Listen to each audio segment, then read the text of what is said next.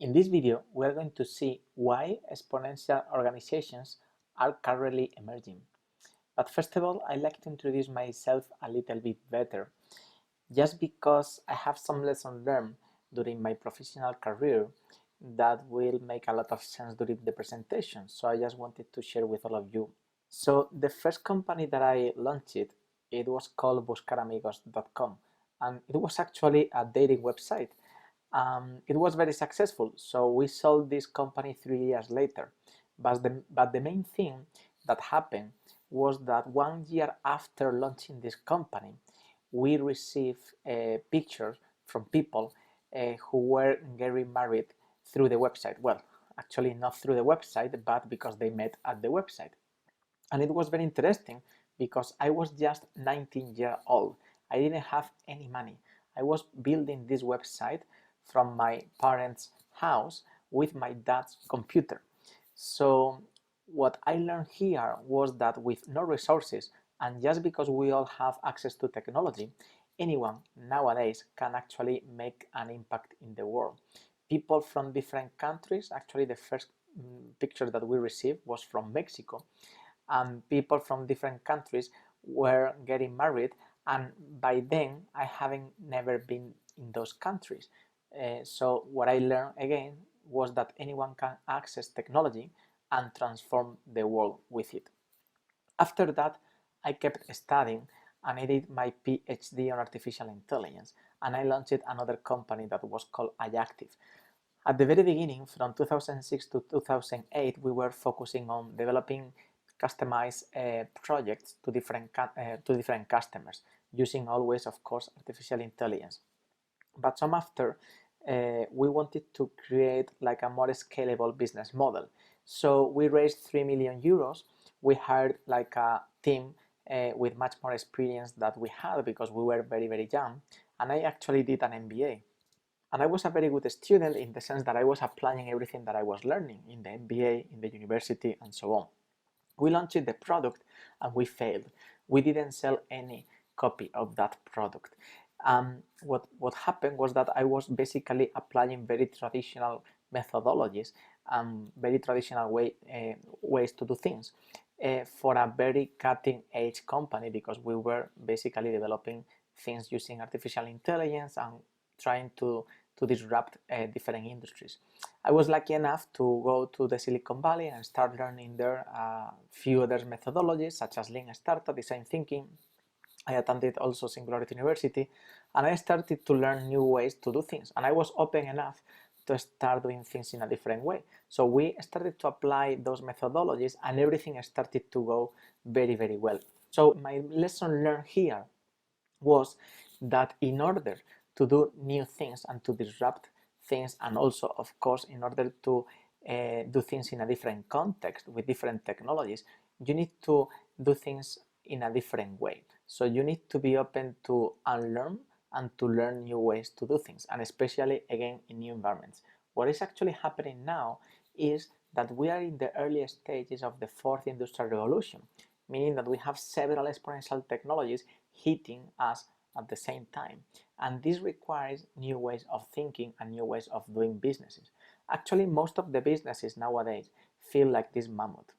They feel that they are still of course alive, but they need to transform themselves. They need actually to evolve in a different thing, but they don't even know what to do, or they don't even know what is the next thing that they should become, right? So if we take a look to what is happening, we can see that there is a huge evolution in terms of technologies, because the number of new technologies and disruptive technologies that are actually emerging every day is more and more than it was before, because we are using today's technologies in order to create tomorrow's technologies. So the density of new technologies, new disruptive technologies, is every time or every day is bigger. All technologies have an exponential behavior, meaning that their capacity and their power doubles every year or every second year. At the very beginning, most of technologies are actually very disappointed, but there is a point in time where those technologies evolve that much that overcome our expectations. The issue with exponential technologies is that we cannot predict where they are going to be in the future, because we humans are very good at thinking in a linear way, but not in an exponential way. Why? Well, just let's say an example. If I ask any of you how many meters we would be moving forward if we take like 30 linear steps, meaning that each of those steps is only 1 meter, the answer is very easy, it's 30 meters, right? Because every step would be 1 meter. So for us it would be very easy to predict where we're going to be after taking these 30 steps. But if I ask you the same question in terms of 30 exponential steps, meaning that the first step would be 1 meter, the second step 2, the third 4, the fourth step would be 8 and 16, 32, and so on, actually 30 steps would be more than 27 loops to the earth, right? So that means that we couldn't predict where we were going to be after taking these 30 exponential steps. So exponential technologies and the future based on exponential technologies is not possible to be predicted for us. The only thing that we can do is actually analyzing the implications of those technologies. And there is a very good approach that is called the 4Ds, or actually the 6Ds, but I'm going to focus on the most important ones in order to predict the implications of exponential technologies. The first step or the first implication is actually that everything becomes digital, or we are digitalizing everything.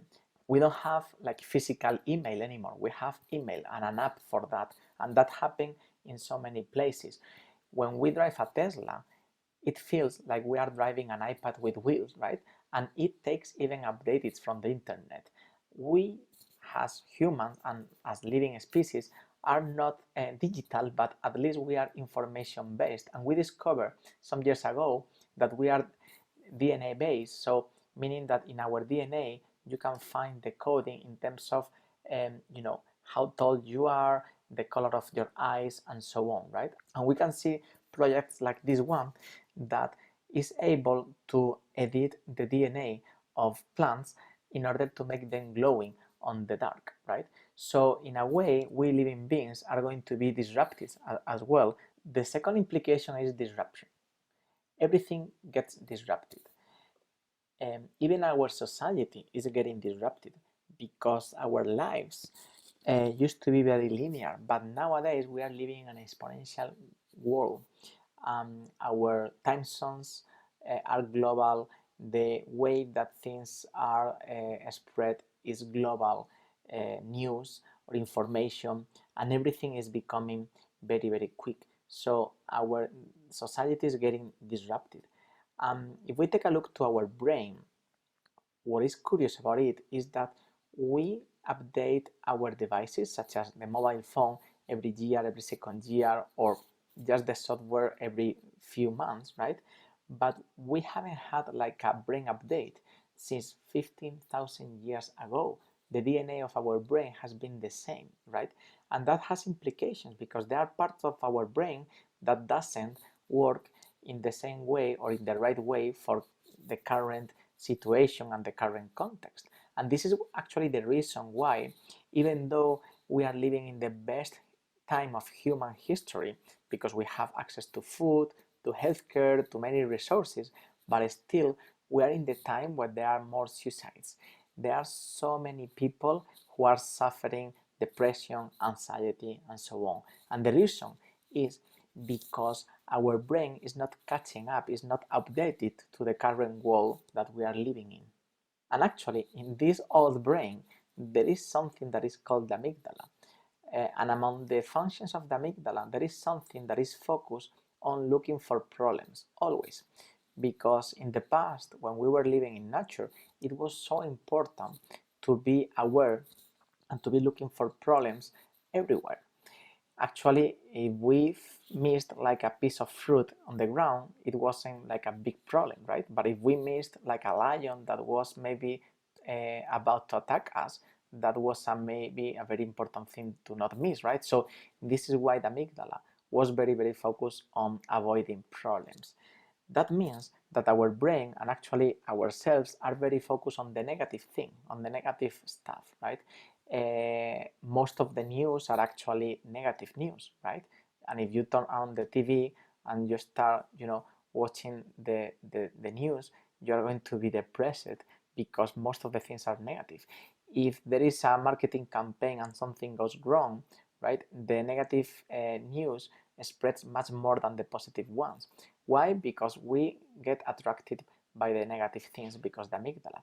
And that has an implication for innovation, which is that when there is a new technology, when there is something new, most of us are going to think in a negative way in terms of trying to look the negative side of things, right?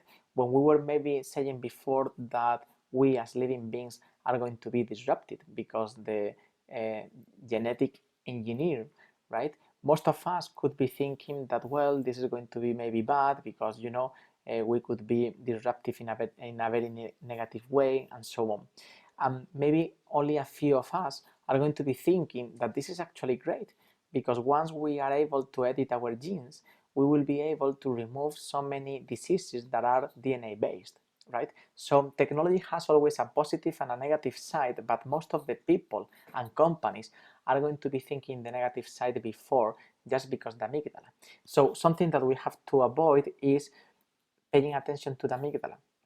Just let's try to dream and let's try to be doing the good thing with the technology instead of avoiding technology just because there is some potential damage. And of course there is, and we have to pay attention to it. But the most important thing again is to take advantage of what we can really do. Actually, let's see an example about the amygdala acting. As we all know, the autonomous car, the Google autonomous car, is much more safe than any of us driving, right? However, what is going to be the reaction of any of us when we jump into a car that is driving by itself, right? Let's see that into a video. Oh my goodness. Go is the right word. Holy shit. Holy shit. There's no fucking hands on that wheel. Oh my god. What? It's driving itself. Ah!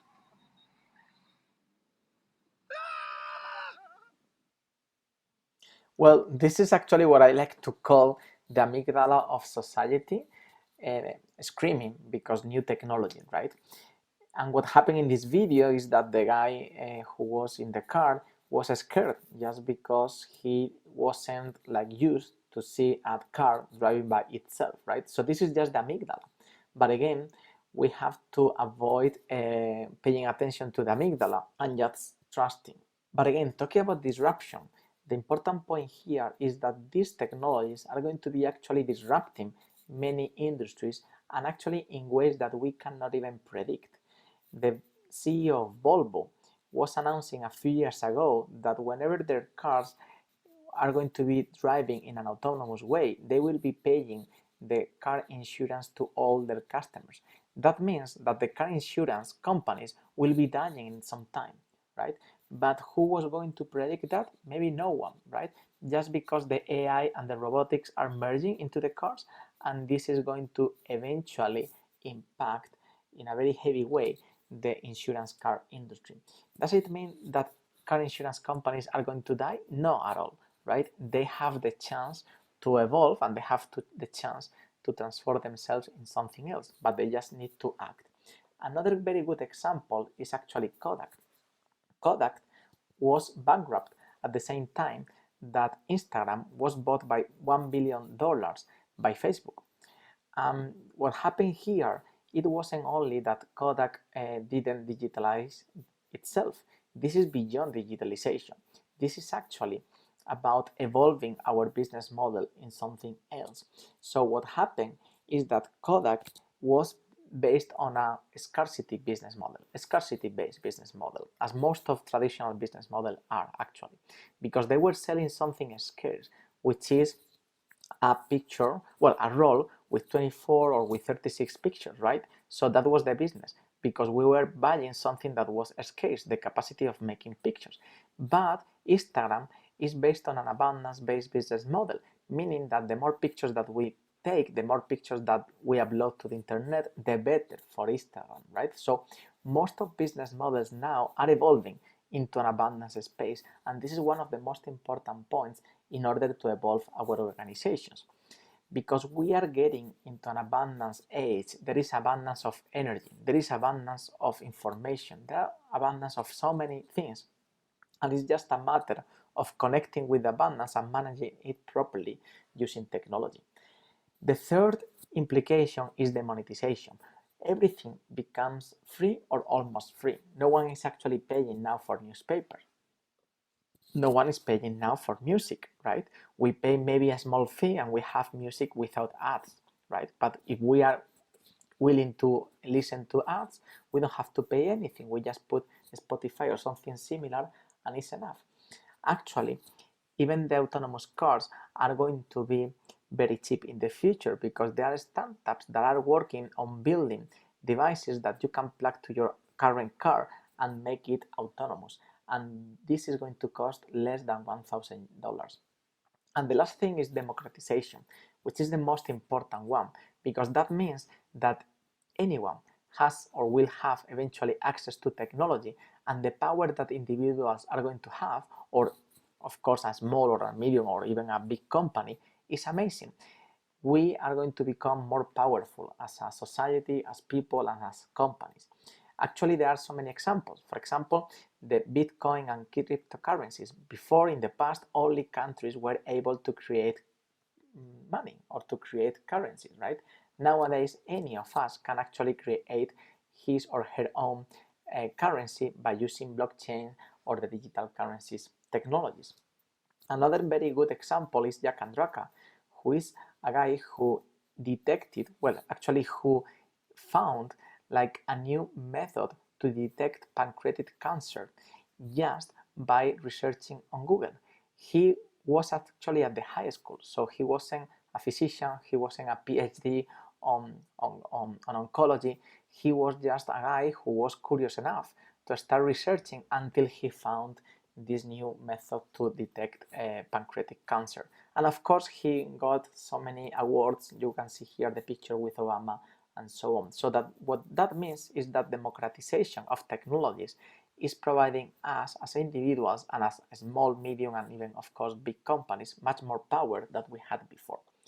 What that means for businesses? Well, we know already that we are living or we are entering into an abundance age, and actually I do recommend Peter's Diamandi book, Abundance. So this is generating a new way of making business. This is generating a new type of organization that is called the exponential organization. So this is a phenomenon that is happening. And those organizations, exponential organizations, are those ones that are connecting well with abundance and managing it in a way that they are able to scale in an exponential way. For example, Airbnb is currently the biggest hotel chain in the world and they don't own any hotel. Airbnb is connecting with an abundance of places to stay and is managing it properly. Google is connecting with an abundance of information. Uber is connecting with an abundance of drivers. Netflix is connecting with an abundance of content. And these exponential organizations, which are again the new way of making business, have like a set of attributes, what we call the EXO attributes, that we will be seeing in the next video. But just let me say a few things about it. There are 11. Some of them are helping us to connect with abundance, and there are other attributes on the right side here that are allowing us to manage abundance properly. But the most important attribute is the one that you can see here on the top, which is the MTP, or massive transformative purpose. Those attributes will allow us not only to create exponential organizations, but exponential solutions in general. Those are the common attributes that most of exponential organizations are using in order to scale in an exponential way, and also in order to have an exponential impact. Actually, as I was saying before, the first and the most important attribute is the massive transformative purpose, which is the way that the organization, that the company, that us are actually envisioning the world. This is a better world that we imagine, that we want to see in the future, and this is our purpose. Is the North Star is actually our long-term vision for the world, not for us, because while a vision statement talks about the company, the organization, the purpose talks about the world, how we envision the world in a better way, right? And this is going to drive our decisions, and it's going to generate community around us, engagement, and it's going to make us much more successful, because the biggest opportunities in order to make business in the world is actually focusing on the biggest challenges and on the biggest problems that the humanity has currently. Another important attribute is the staff on demand, which means that we are not going to have like fixed employees. We are going to basically leverage external talent, external people who are going to be working for us in a dynamic way, such as it happens with Uber. Another attribute is actually leverage assets, meaning that we are not owning assets anymore, we are just leveraging external assets in order to be more dynamic as a business as well. There are again 11 attributes that we will see in the next video. However, applying those attributes, applying the EXO framework to an established company is not easy at all, right? And it's not easy for several reasons. I will be learning about it later on. The main thing is that predicting exponentials is impossible, as we were saying before. We cannot predict where the world is going to be in 10 years from now, not even in 6 months from now, because something unexpected might happen in terms of technology or any other thing, right?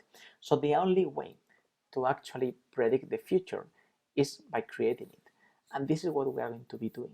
We are going to be creating the future by applying the exponential attributes, the EXO attributes that we already know, that are going to allow us to create exponential solutions to impact the world in order to create a better future.